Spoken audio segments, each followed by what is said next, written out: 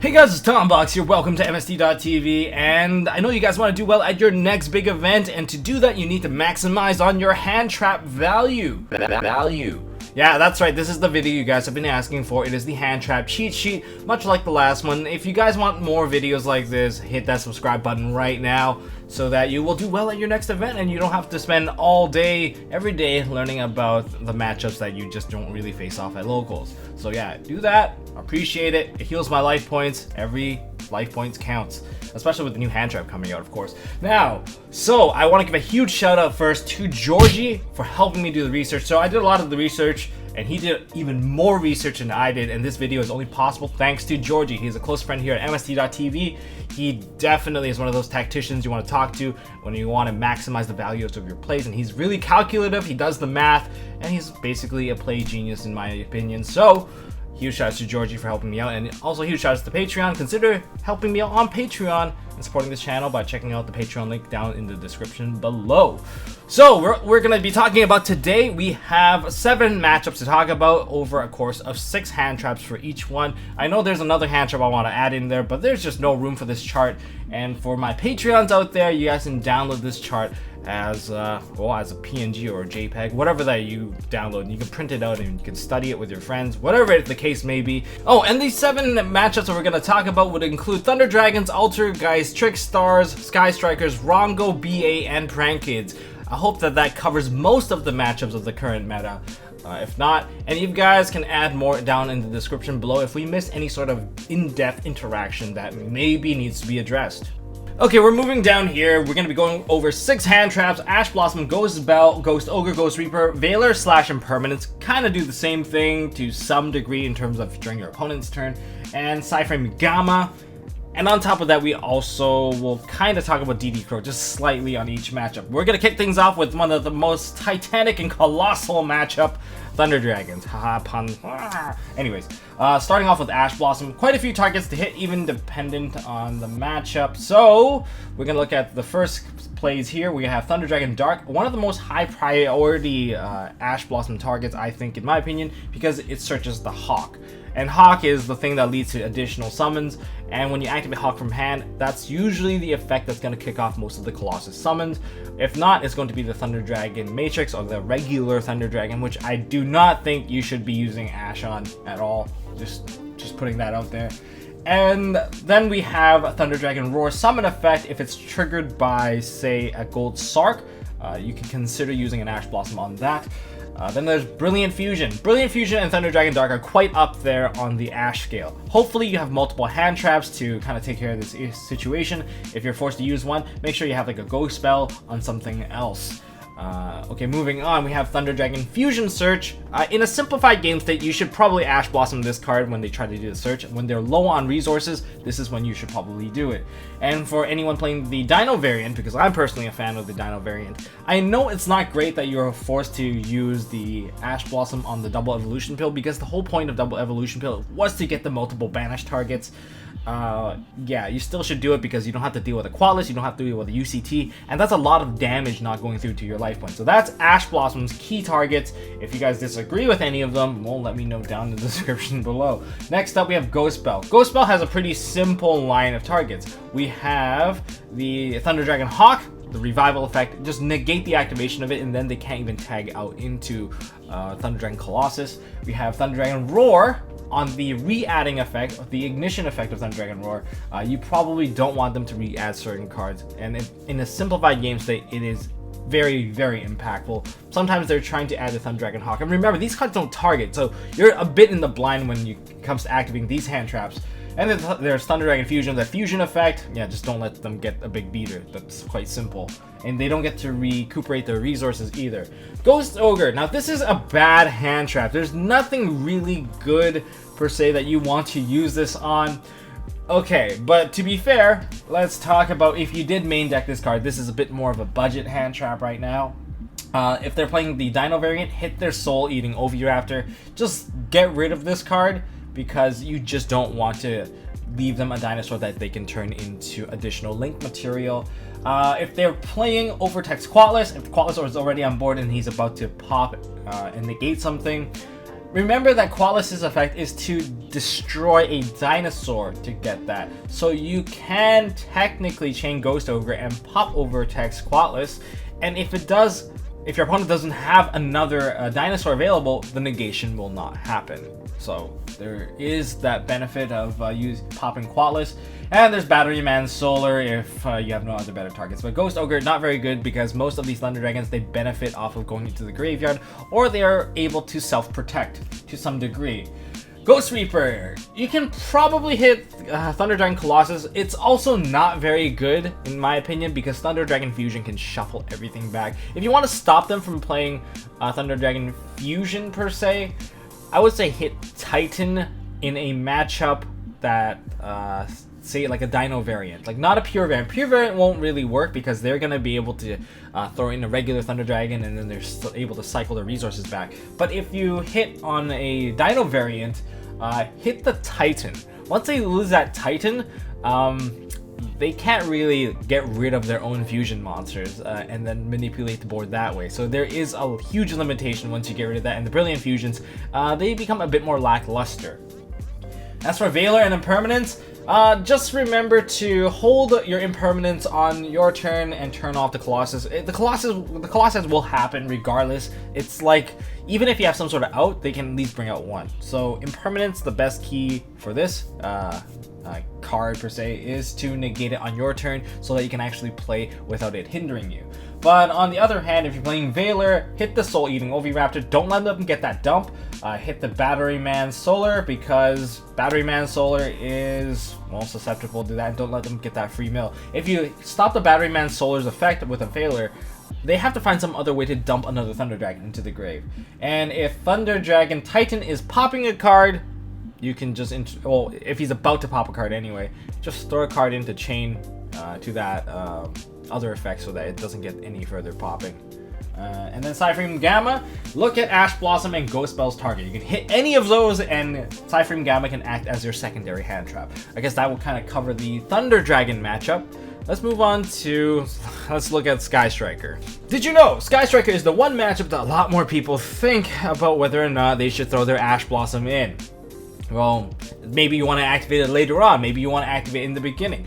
Which one is it? Well, here's our guide to this. So if your opponent plays Engage as the very first card, you should probably Ash it.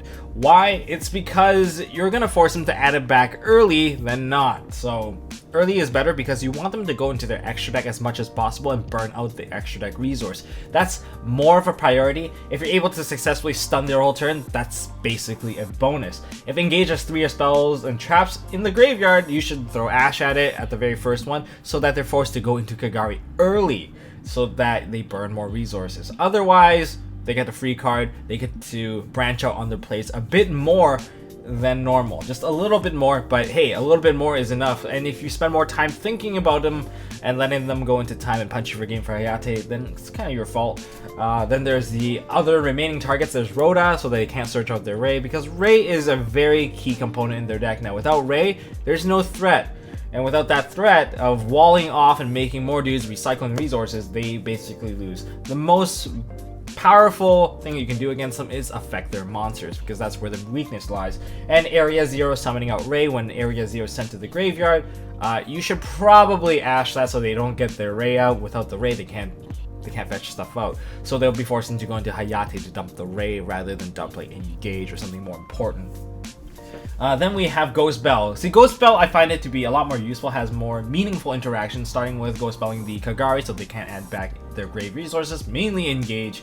And then there's the Grave effect. You can stop that from summoning out. Very key, because half the time you can't go over damage is because Ray's coming back. Sometimes you can let the Ray come back because you know that they're going to Kagari to add back a card, or if you know that Engage is in the graveyard, the only card they're gonna go for is Kagari, you can make them leave a Kagari on board and burn additional resource. But I think Ray is a better target to hit, especially when you want to push for damage. And if you know that your opponent is pushing for damage and trying to kill you, and then you're using Shark Cannon to revive one of your monsters, remember, because it carries the clause of technically banishing one of your cards, you can Shark Cannon that and negate that too, which is nice, which is very nice. As for Ghost Ogre, not a lot of targets, but still very valuable nonetheless when they activate Multi-Roll. When Multi-Roll activates, you can pop it. Just get rid of it. Don't need to deal with it. The infinite resource cycle should not continue with with the multi-roll, so you can Ghost Ogre that, but that's about it. There's nothing else that you can really target that you can actually benefit off of, so you might want to choose to side it out. That's right, if you're playing Ghost Reaper and you're having a mirror match, or you just have the extra deck space, the main target you should put out is Kagari. If they summon out the token, then you should hit the Kagari right away. But if they summon out Ray, if they go with the chain effect, then you perhaps should switch your target to Shizuku instead, because they're always going to have that Ray. But if you take away the entire cycle of Shizuku, you're only dealing with Hayate and Hayate and Kagari. Then you don't have to deal with the middleman, so that their resource cycle burns a lot faster. If you leave one Kagari in there, you're likely going to see a Hercules base shuffling it back in and start cycling the card over and over again, and it's quite easy to do so. In terms of Veiler and Impermanence, basically the same targets. You want to hit the extra deck monsters for the most cases. You want to use Veiler on the Kagari. You're using it for the exact same effect of preventing them from adding cards. You can hit the Shizuku if you know that they don't have the engage just yet. Hit the Nightmare Phoenix if you're locking them in a floodgate. It's absolutely worth it, because keeping them locked in a floodgate means they can't really do too much and extend on their play. And Impermanence, well, just make sure that you set Impermanence in the same column as the multi-roll, but you can use it exactly the same way as the effect Veiler. As for Psyframe Gamma, you can hit the Handtraps when you try to do your searches. When Ray is linking out, usually in the combo of they use the field spell and then they target the Ray tags out, you can use the Gamma on that so that they basically lose Ray. They don't get the extra monster. That's really good. Kagari whenever it's targeting Engage or Widow Anchor, and Shizuku when Engage is not in the graveyard. So those are your priority targets for Sky Strikers. Did I miss anything? Well, leave it down in the comment section below. Maybe you'll improve my list even further. Also, one other note for Sky Strikers, remember that there is also the option of DD Crow. DD Crow should have been on this list, as DD Crow is very powerful and very relevant against a lot of these matchups. DD Crow, hit the Ray, just hit whatever, hit the Engage for all that matter. But you have a lot of targets that you can actually hit, and I think it's really good. But just be careful when you hit the Engage, make sure that they're not going to go into Shizuku and search another copy. Alright, we have Altergeist now. Altergeist isn't exactly a matchup that you would want to use Handtraps on. In fact, you should be siding in more back row removal versus Handtraps, because the board, they're going to establish it and it's very hard to interrupt it. And Handtraps have minimal effect and they can become double-edged swords when it comes to your opponent setting up a protocol. When they have protocol set up, a lot of them become dead draws and dead weight, and you don't want to fill your deck full of that. Maybe board removal is a little bit better. But here are the priority targets under a more ideal situation where protocol isn't completely set up, and this is mainly for the turn 1 while they're building up their board. So Ash Blossom, 100% hit the multi-figure if they don't have the protocol up. There's Meluseek Search effect when it goes into a Linkuriboh to get that multi-faker. Hit the Hexia if they're making a Hexia for some reason. Hit Spoofing, Pot of Desire's Pot of Indulgence when that comes out. And hit Metaverse, because Metaverse is going into Secret Village and you don't want to be locked under your spells. Like, it really sucks, and you can't pop their back row anymore if you have back row cards. So Ash Blossom still has quite a few targets that are outside of, say, the Altergeist lineup. What about Ghost Bell? Ghost Bell has about 3 main targets, mainly focused on manifestations. First effect of summoning out of the graveyard, manifestation, second effect of the other engraved re-add, and then we have Silky just doing the re-add as well. Those are all viable targets for Ghost Bell. And then if you're the one that's being aggressive and going for game, hit the Linkuriboh that will come out from hitting the Meluseek. Therefore, you don't have to deal with the Linkuriboh chump blocking a ton of damage off of your current attack. Now, Ghost Ogre, on the other hand, is a very powerful hand trap in my opinion, mainly because, well, you can destroy stuff and you're not negating stuff, therefore it bypasses protocol, and you can hit protocol spoofing, and in the simplified games they hit Marionetter so that they're not able to go into like a Hexia, or they're not able to fetch out the proper card that they really need, especially in a simplified game state. Okay, well, as for one really bad hand trap that you should definitely side out and replace it with more back row hate, you should take out the Reaper. There's nothing really good about it, but if you're one of those guys that have it main deck because you're playing a go second deck, hit the Linkuriboh on the go first to stop the Meluseek when you see the Meluseek. Or if you know that they're going into Hexia on the other hand, the thing you probably should do is hit the Hexia. There's a lot less pressure when all your spells and traps won't get negated by Hexia's Hexia's negation effect. So that lowers the pressure, and that's the most value you can really get out of it. Other than that, there's not really much you can think about to maximize value. What about Valor and Impermanence? Well, under a situation where you're not under protocol, well, you can hit the Marionetter, Multi-Figure, Silky does and Hexia when it's negating. On the other hand, remember to set the Impermanence onto protocol. There's a ruling here that I want to be clear about, and a lot of people seem to get confused about, is that Impermanence negates the card that's in the same column when you activate it, correct? When you activate when it's set. Now, protocol only allows it so that your cards cannot, the activation of your cards cannot be negated, but the effects of your cards can completely be negated. So if you impermanence a protocol, it turns off the entire protocol effect. That's just how it is. It just doesn't stop. It doesn't stop the card from being completely negated. So yeah, there's that. And then as for Gamma just basically any of the monster out there that you see, and except for Meluseek. Yeah, just don't hit Meluseek, because when you hit Meluseek on the attack and they try to send stuff, it's pointless. You'll send it to the grave and they'll get another search. You're giving yourself a bit of a minus. And that's Altergeist for you guys. Just put in a bunch of back row hate so that you don't have to deal with all that back row. Evenly Match is an absolutely amazing card to kind of just whoop, get rid of everything. Alright, Rhongo M. Night Shyamalan. Sorry, Rhongo Mini Aid. So, Rhongo, you know how they set up their combo. They go Gumblar, they do whatever. They can do anything. It seems like the priority on this entire match was stopping Isolde or stopping... in my opinion, I like to go deeper, let him go into Bardiche and stop that. But anyways, there's a lot to think about when it comes to this play. So, starting off with Ash Blossom, hit the Isolde on the summon effect. Summon Sork, hit their deck summon effect. As for any other play, if they have a hero lives and they're playing like the Dark Hero or the Dark Warrior build, hit the hero lives. That's 4k worth of life for free. It shortens the range down, so it's pretty easy to handle, and they cost 1 card as well.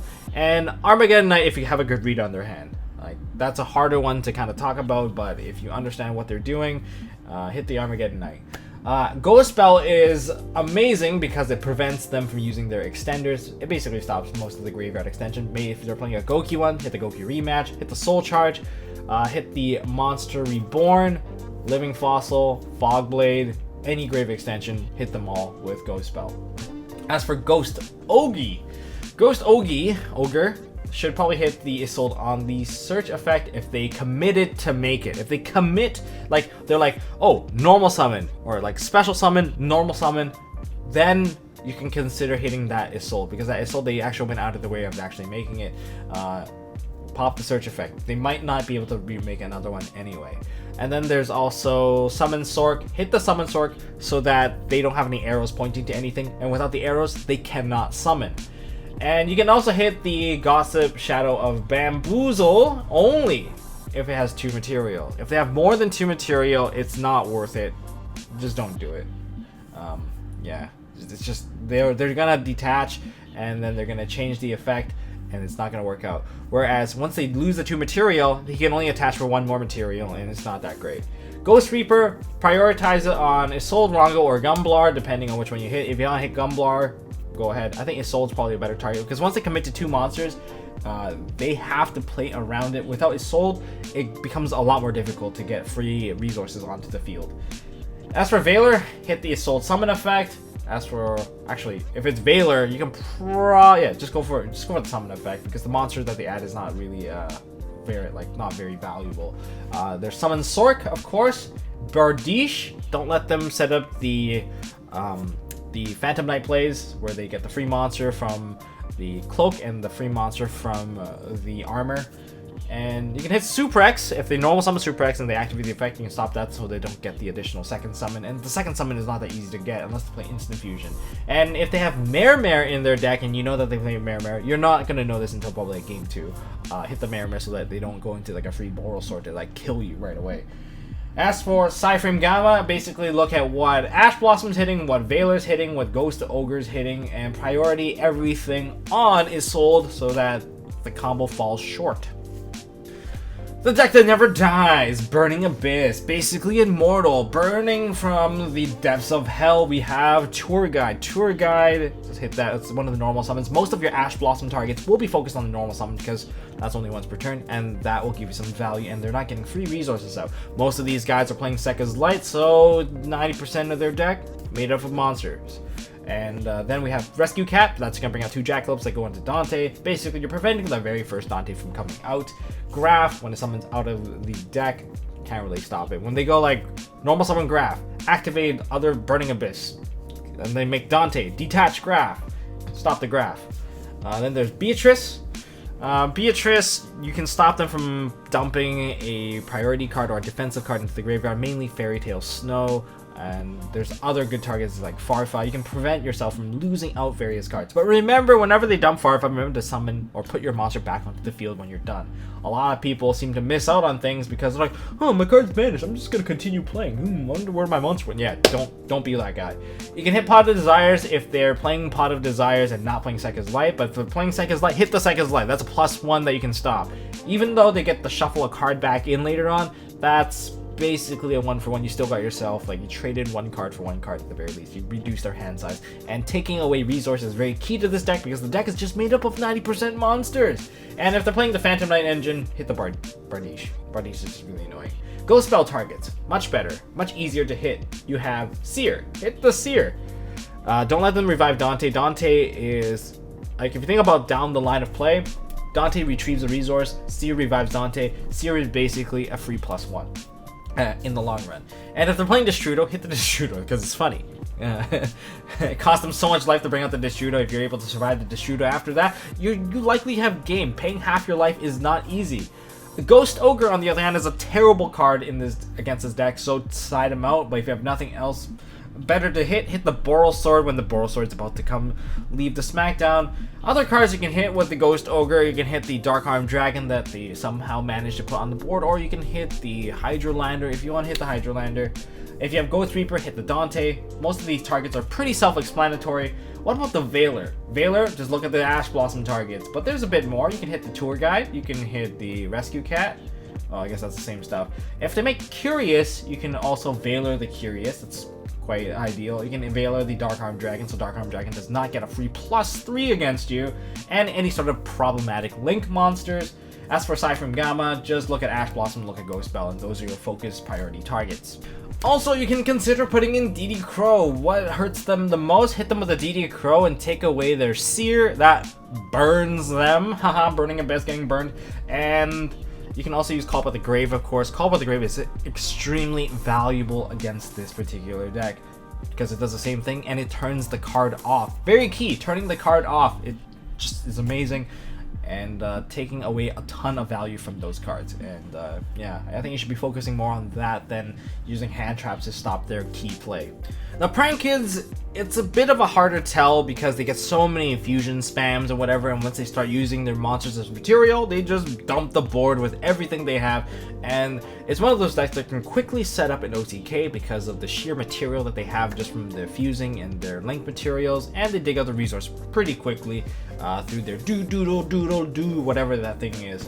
Anyways, Ash Blossom targets, not exactly the most ideal hand trap. I actually sided out because I prefer graveyard manipulation control. Starting out with Ash Blossom, you can hit the Prankids play so that they can't search an additional dude. It's not really that valuable, to be honest, because what you really want to stop are the fusions, and Ash Blossom can't really stop that. But you can technically stop the dude from adding an additional card back to their hand from the summon effect, the link summon effect. You can stop a fusion search if they do play a fusion search card, and you can try, if you have a good read or if you already controlled the board and your opponent's state is simplified, you should hit the Prankid that is not Dropsies, but normally they can chain block it. But if they didn't chain block it properly, stop the one that's not water, because the water one can't summon out the water one, and if there's already a water one on the field, you can use this to prevent Toad from coming out.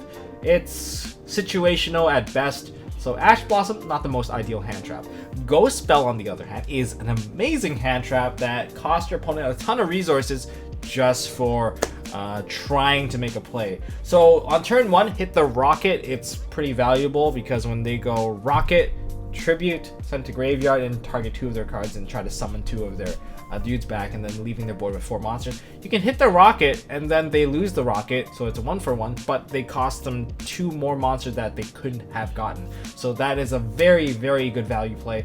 You can also hit their Weather Washer when their Weather Washer is about to summon dudes back out. You can hit the Doodle Doodle Doo because it has a Grave Add effect as well. When it sends itself to the graveyard, it adds 2 cards back.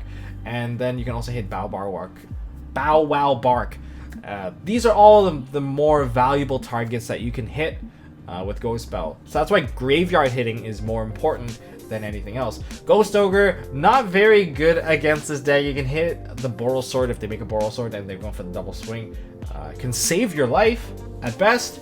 Other things you can do is if you know that they don't exactly have the most ideal hand, they go Prankids Prank, and then they go ditch a card to summon a token. You can just Ghost Ogre that thing and just pop it, so they cost them multiple cards. They lose. You basically gave them a -1, so that's pretty decent. As for Reaper, I know most people don't put these cards in their extra deck, but you can hit their Weather Washer or you can hit their Battling Butler. Those are probably some of the more ideal cards you can hit. You can even hit the Rocket if you want to hit them on the first turn. But it's very difficult because if they just play Poly and they drop the Rocket, you can't stop them anyway. Otherwise, hit the Boral Monster, because if you have a main deck and you don't have the other guys, hit the Boral Monster. As for Valor and Impermanence, hit the Rocket or the Doodle Doo preemptively, because you can prevent them from tagging out into 2 more monsters or prevent them from adding 2 more monsters. So that's the value in the Impermanence. They have to sit with that monster, so it's not the best case for them. They don't get maximum value on their play. As for Gamma, see Bell targets. I would recommend just trying for DD Crows, because if you can crow out their target, it's a bit better. But Call by the Grave, absolutely amazing card. It will devastate them because they lose their monsters, they lose everything. Very similar to a Ghost Spell. And the final matchup I have for you guys would be Trickstars. Trickstars, this is a very defined matchup. If anything, this is a review session for you guys. Ash Blossom, but Joyous Spring. We have Candina. Candina is your main target if they do the normal summon. It's pretty obvious what you should do here, because Candina, even if they tag out with Lycoris, they're still not going to get their search. So it may prevent you from dealing with a reincarnation or a double Candina, or sorry, a double Lycoris play. Light Stage under a simplified game state. You should probably hit the Engage if that's one of the early cards that they play, because if that's what they're going with, you should probably stop that from before it gets too far with the Widow Anchors, the tokens, whatever that they're doing. They're probably not playing the token. They're probably just mainly playing Widow Anchors and stuff. You can stop that from getting out of hand. If they're playing Mech Knights, you can stop them from changing out. If they play purple and they're trying to tag out and get to the blue, you can stop them from getting that additional search. You don't want them to get that free plus, because those monsters are big, and one of the biggest weaknesses with Trickstar is that they suck at dealing with big monsters. 1800, a 1900 beat stick is already very difficult. Like an Inspector Border, it was hard to kill. So yeah. But if you're playing a combo deck, you should consider holding your Ash Blossom for the reincarnation. If they have Call by the Grave, they have Call by the Grave. They just wombo comboed you anyway. That's something to keep up. But if you have a combo, you're really good at breaking boards, save it up. Don't let them rip your hand apart. If you're Thunder Dragon, let them rip your hand apart, because it doesn't matter. You just get all your cards back anyway, and it doesn't hurt. Even if you get reincarnation as a Thunder Dragon, you don't care. Okay, so what about a Ghost Bell? There's mainly just 2 things. Stop the reincarnation summon and stop the Lilybell ad. And in fact, stop the Lilybell ad as a bigger priority, because that's going to minimize a lot of damage and stop them from getting resources back. And then you can potentially even kill off that Lilybell, which is going to be a long-term problem. Then there's Ghost Ogre. Not a lot of valuable targets, but the 2 that I would say to be most valuable would be hitting that Light Stage when they stun your back row, or hitting the Mech Knight Blue. Mech Knight Blue cannot get that search if it's popped. Don't bother with the Candina unless it's a very simplified game state where that's the only card they have and they have no other cards in hand where they can't Lycoris back into their hand. So that's about it for Ghost Ogre. Ghost Reaper is terrible against this deck. There's no good targets because they can kill you just with the main deck. But if you really need to hit anything, hit the utility cards. Hit Boral Sword, Boral Load, hit I guess the Nightmare Phoenix or Unicorn, depending on which one serving a bigger threat. As for Valor / Impermanence, you should probably side these out. They're not very good, especially impermanence. Impermanence is both effects of impermanence usually won't work thanks to what's her face? Yeah, thanks to the field spell stunning it out. So you're forced to trigger it and you're forced to activate it, or else it'll be stunned and sent to the graveyard. Very pointless loss. And if you try to use it against like a Candina, if it gets tagged out, it's still going to summon. It does not do this whole follow thing. It needs to resolve before anything, so it can't really resolve on a card that is not exactly public knowledge. Yeah, so that kind of sucks. As for anything else, hit the utility, hit Nightmare Unicorn, Boral Sword so that you don't get your ass handed to you, and hit the Mech Knight so that they don't get the search. Gamma, on the other hand, does seem pretty good. Remember that you can use it to stop Jorn Lockbird, because Jorn Lockbird is a huge problem. You can use it to bait out, and then you can actually get yourself a nice Synchro Summon, or use them for something else, maybe link them off, just additional material, because if you're gonna see yourself getting drolled, play a search card to see if you're gonna get drolled, and then you can play Gamma to bait it out. But you can also use, aside from Gamma, to hit the Lily Bell. So the Lily Bell dies. That's pretty good. Hit the Candina, but here's the thing. If you use Candina, so you use like Gamma against Candina, and then they tag it with Lycris, that Candina in hand will not pop. This has been referenced in November 2017 at a YCS. In a feature match. It's been stated it does not pop the card in hand, as it is no longer public knowledge. And if anything, Gamma the big monsters, Gamma the Boral Sword, whenever it tries to put a monster into not that part, when it declares the attack and gains the attack, you can pop it. There you go. So that would be the Trickstar matchup, and yeah. And that's all I got for you guys today. So that's my cheat sheet for Handtraps of January 2019. I'll do more in the future as long as you guys hit that subscribe button, hit the notification bell. Huge shout out to Georgiy once again for helping me out with this giant ass list. I spent a lot of time making these graphics as well. And as for my Patreons, you guys can download this list, well, off of the Patreon site. I'm uploading it there so you guys can just have fun with it. If you guys need it, if you guys want to use it to like try and top the next regionals, the next YCS, need tips to catch up on Yu-Gi-Oh, well, I'm here for you guys. This is what Tombox is for. And yeah, that's all I got for this video. So if you like it, hit me up with a thumbs up if you guys want to see more stuff from MST.TV, or if I missed anything else, well, hit the subscribe, leave a comment down below, and I'll see you guys in the next one. So until then, hold on to your MST.TV, because I know I did. Hey guys, thanks for watching. If you like this video, please drop us a like so we know we are doing a good job, and you can also subscribe to MST.TV for more fantastic videos by clicking on the button on the left. Don't forget to check out our partners at Imperium Duelist. They make really high quality mats, including some of my own limited edition release stuff. And if you want to check out one of our past videos, click here on the right. As always, don't forget to hold on to your MST.TV, and I'll see you next time.